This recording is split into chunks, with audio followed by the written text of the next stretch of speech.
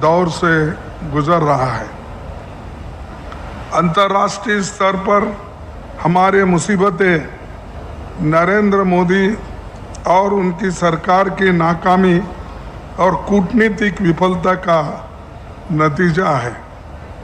प्रधानमंत्री जिनको मेरे दोस्त बताकर ढिंढोरा पीटते हैं, वही दोस्त आज भारत को अनेकों संकटों में डाल रहा है।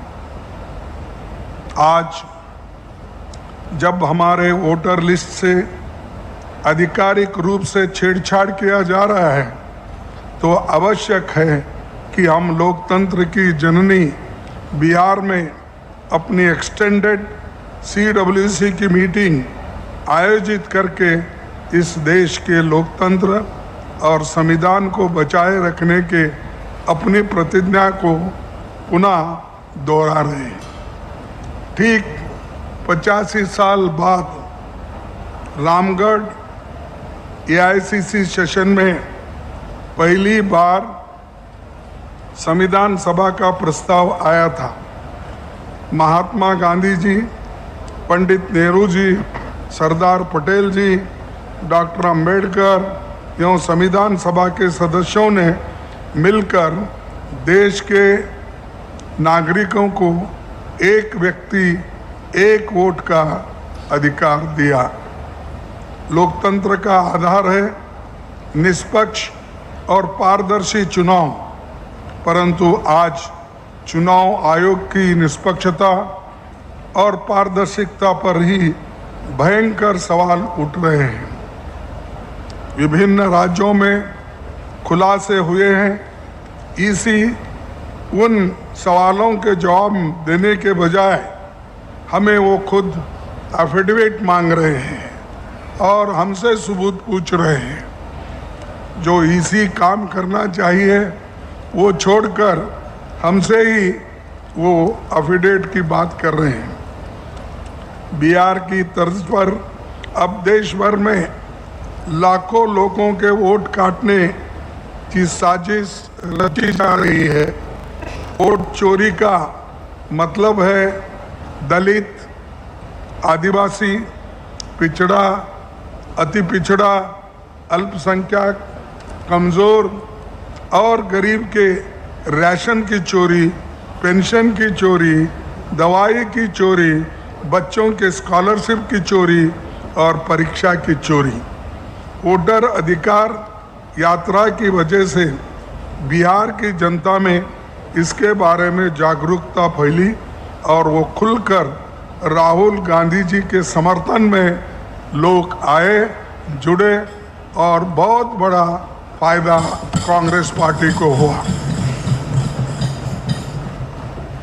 महात्मा गांधी का 100 साल पुराना दिया गया स्वदेशी का मंत्र मोदी जी को आज याद आ रहा है और वो दोहराने की बात कर रहे हैं।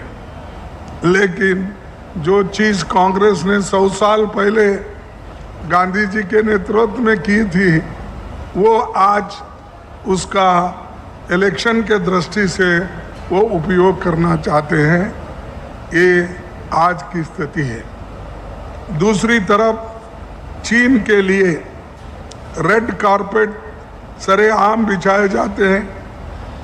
पिछले 5 वर्ष चीन से हमारे आयात 2 गुना बढ़ गया है। जो अब आत्मनिर्भर की बात करते हैं, वो लोग चाइना से इतना सामान मंगा रहे हैं और वो इंपोर्ट 2 गुना बढ़ गया है। आज हमारा देश कई समस्याओं से जूझ रहा है। ये समस्या आर्थिक मंदी, बेरोजगारी, सामाजिक ध्रुवीकरण और स्वायत्त संवैधानिक संस्थाओं को निशाना बनाकर कमज़ोर किया जा रहा है। 2 करोड़ नौकरियां और सभी को 15 लाख देने का वायदा तो अधूरी रहा और युवा रोजगार के बिना भटक रहे हैं। नोटबंदी और गलत जीएसटी ने अर्थव्यवस्था को पटरी से उतार दिया है। 8 वर्षों के बाद प्रधानमंत्री जी को अपनी गलती का आज एहसास हुआ है। अब जीएसटी में वो सुधार लाए गए जिसकी मांग कांग्रेस पार्टी पहले दिन से ही कर रही थी। आप सभी को मालूम है, हम ये चाहते थे कि सिर्फ जीएसटी में 2 ही स्टेज रहना चाहिए, एक 4 और एक 8। ये पहले से हमारी मांग थी और उस मांग को उन्होंने ठुकराया और कम से कम उन्होंने इतने पैसे जमा लिए, चाहे वो पेट्रोल हो, डीजल हो, दूसरी चीज़ें हो, उनके ऊपर ये जीएसटी लगाकर कम से कम 23 लाख रुपए उन्होंने जमा किया और खास करके 2.5 लाख रुपए वो उन्होंने इसमें अपने तरफ ले लिया। इसके बाद मोदी का मानना है कि देशवासियों को अधिक खर्च करना चाहिए, परंतु जब पिछले 10 वर्ष में आमदनी ही नहीं बढ़ी, सिर्फ महंगाई बढ़ी है, तो लोग अधिक खर्च कैसा करेंगे? जब पैसा ही आपके हाथ में नहीं है, जब इनकम ही नहीं है, तो आप खर्च कैसा करेंगे? खर्च करना है तो आप नौकरी देना चाहिए, खर्च करना है तो हमारा प्रोडक्शन बढ़ना चाहिए, खर्च करना है तो हमको सरकार से अच्छे स्कीम जो वेलफेयर स्कीम्स है उसके लिए मदद करना चाहिए। लेकिन वो काम उन्होंने छोड़ दिया और जनता को अब गुमराह कर रहे हैं। मैंने 2 टैक्स लगाया, सिर्फ ये किया, तो ये एक बहुत बड़ा धोखा ये भी उन्होंने जनता को दिया है। ग्रामीण उपभोग 50 वर्षों में सबसे कम स्तर पर है, असमानता चरम पर है, अमीर ज़्यादा अमीर बन गए, गरीब और ज़्यादा गरीब बन रहे हैं। प्रधानमंत्री अपने वादे के मुताबिक किसानों की आय दोगुनी नहीं कर पाए। 2020-21 के 3 काले कानून की वजह से आंदोलन चला, 750 से अधिक किसान शहीद हो गए।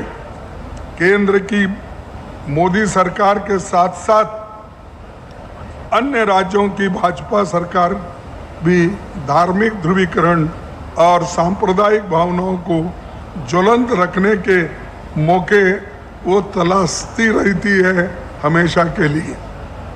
भाजपा ने जनवरी 2024 में आया नीतीश गया नीतीश कुमार को फिर से समर्थन देकर बिहार में एनडीए सरकार बनाई। नीतीश सरकार ने विकास का वायदा किया, लेकिन बिहार की अर्थव्यवस्था पिछड़ रही है और डबल इंजन सरकार की ये दावा जो था ये खोखला निकला और वो आज केंद्र से भी एक पैकेज भी नहीं ला सके। बिहार में रोजगारी दर 15% से ऊपर है। हर साल लाखों युवा पलायन करते हैं। भर्ती घोटाले की वजह से युवा सड़कों पर आंदोलन करके पुलिस की लाठी खाते हैं।